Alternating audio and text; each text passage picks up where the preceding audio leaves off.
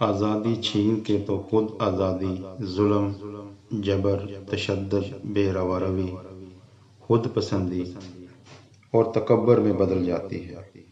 رسالت مآب صلی اللہ علیہ وآلہ وسلم نے گوریلا وار سے نہیں، اقتدار سے نہیں، چالاکی یا فریب سے آزادی حاصل نہیں کی۔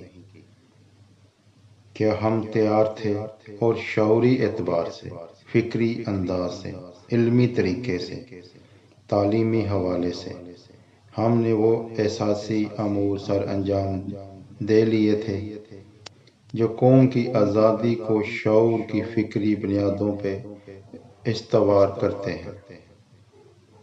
آزادی کا چھین لینا طاقت کی بنیاد پہ ہوتا ہے، اور طاقت بھی وہ جو جبر کی نمائندہ ہوتی ہے۔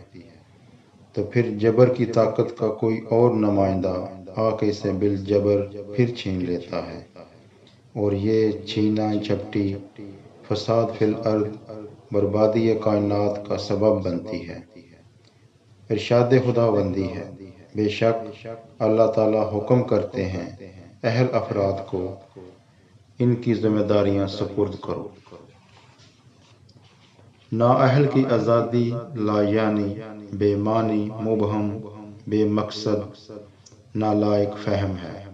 اہلیت کے نمائندہ کی آزادی ہی دنیا کو سکون و اطمینان دے سکتی ہے، ورنہ نااہل کو کوئی بھی چیز سپرد کرنا نااہلیت تو ہے ہی۔ لیکن نبی کریم صلی اللہ علیہ وآلہ وسلم کا اس بارے میں فرمان پاک ہے، خنزیر کے گلے میں پھولوں کا ہار ڈالنے کے مترادف بھی ہے۔ یاد رکھیے، جس کے مشام زندگی خوشبودار اور حسن سے آگاہ ہی نہیں ہے، تو پھر نتیجہ قتل و خون و ریزی اور بربادی کا ایک دور مسلسل نہ ہوگا تو اور کیا ہوگا۔ کاش ہم آزادی کے نام پہ بے باکی کی تباہی لانے سے رک جاتے۔